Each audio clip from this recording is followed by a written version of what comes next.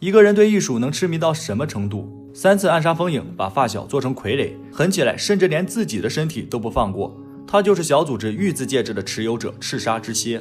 玉字也暗示了蝎统领数百傀儡的将帅风范。蝎作为疾风传早期登场的 BOSS， 虽然对手是一个小女孩和一个老人家，动画组却用了长达8集来刻画蝎的这场战斗。尤其是形势逆转的 BGM 首次响起，简直头皮发麻。蝎和迪达拉组成了小组织的艺术2人组，一个执着于永恒的美，一个执着于转瞬即逝的美。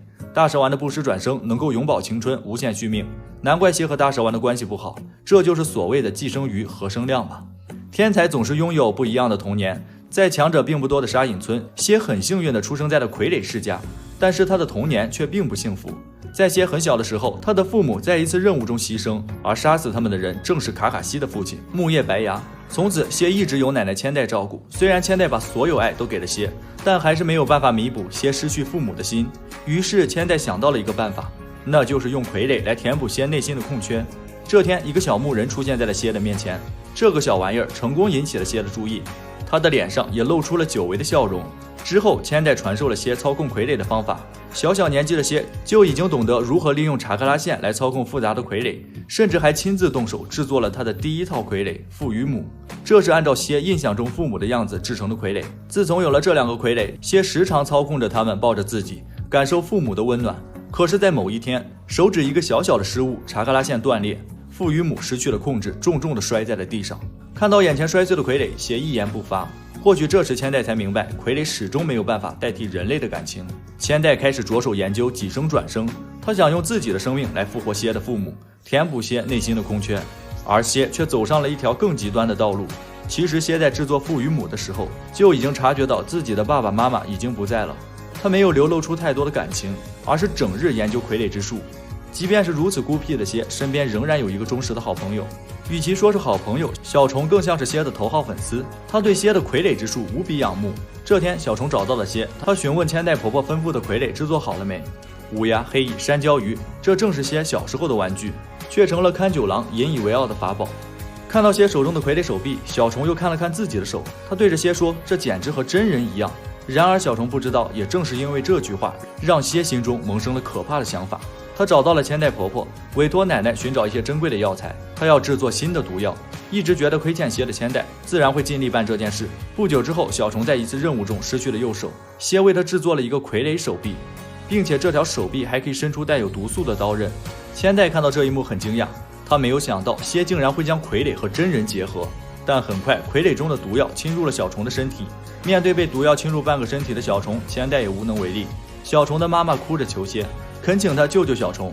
既然手臂可以，那么身体的其他部位也可以。小虫的妈妈是因为伤心，但是蝎却当真了。小虫离世后，千代将整个事件关联起来，同时回想起了小虫的最后一句话，让自己不要责怪蝎。他心中出现了一个可怕的想法，小虫的死可能没有那么简单。千代急忙找到了蝎，可此刻他将小虫做成了傀儡，也是动画剧情中蝎的第一具人傀儡。蝎的这个举动彻底吓坏了千代。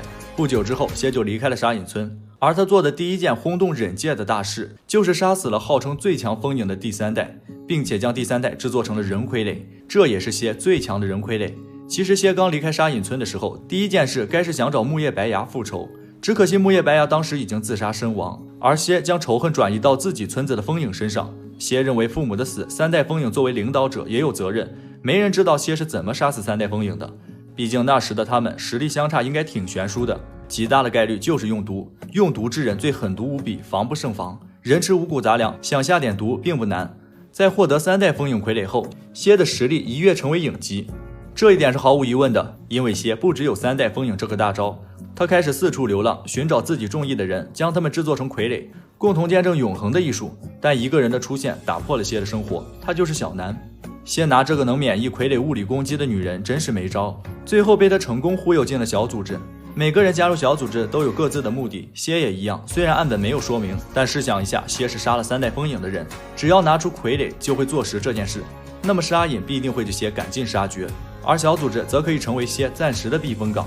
这期间他足足制作了快300件傀儡，以一己之力灭掉了一个小国家，这也让他的名声传遍了忍界。很快，蝎和迪达拉接到了下一个任务，任务目标正是沙隐村现在的风影我爱罗。故地重游，蝎感慨万千，这已经是他第3次对风影出手了。第一次是3代，第2次是自己的属下兜和大手丸暗杀了罗莎。这次他并没有对我爱罗出手，或许是出于对沙隐村的愧疚，他把这个立功的机会交给了迪达拉，虽然没有亲自动手，却动用了他在沙隐村埋下的棋子。接应蝎的正是沙隐村的上人尤良。原来蝎在离开沙隐村之后，用前脑操杀控制了尤良，一直在暗中提供情报。或许3代风影的死也和尤良有关，他应该用前脑操杀控制了很多这样的忍者，为他四处打探情报，甚至连大蛇丸身边的药师兜都曾经是蝎的手下。在蝎的辅助下，迪达拉成功潜入了沙隐，抓走了我爱罗。让蝎惊喜的是，赶来的追兵竟然也是一个傀儡师，甚至拿出来的傀儡都是蝎小时候的玩具。那么就陪后辈玩玩吧。蝎很轻松地找到了乌鸦、黑蚁和山椒鱼的弱点，一瞬间就摧毁了所有傀儡，同时用毒刺击中了勘九郎，这让勘九郎难以置信。看到玩具上的防伪标志了吗？科科，那是我的名字。这一战堪称是忍界的班门弄斧。在蝎准备杀死勘九郎时，勘九郎却用最后的力气划破了蝎的面罩。看来这个后辈也是个不错的年轻人呢。如果你活下来，那么就把傀儡术传承下去吧。蝎并没有杀死勘九郎，而是匆匆离去。他和迪达拉来到了小组织的集合地点，开始封印一尾。当封印仪式结束后，蝎也将迎来他的宿命一战。眼前的对手正是自己的奶奶，还有一个木叶的小女孩。他脱掉了小组织的制服，露出了飞流虎的身体，这是蝎最得意的作品之一。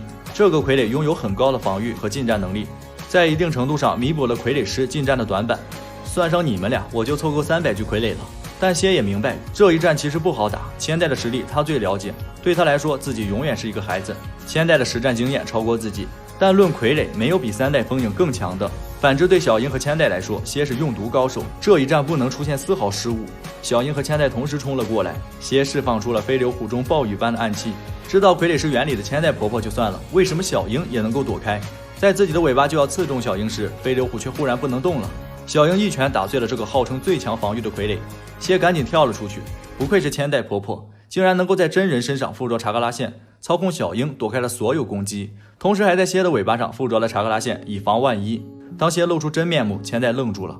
蝎的容颜竟然和小时候一模一样。在离开沙隐村之后，或许是因为小虫的启发，蝎也将全身改造成了傀儡，得以永葆青春。他拿出了自己最得意的作品，也就是3代风影。人傀儡的最大区别就是可以使用死者生前的能力，甚至是血迹限界。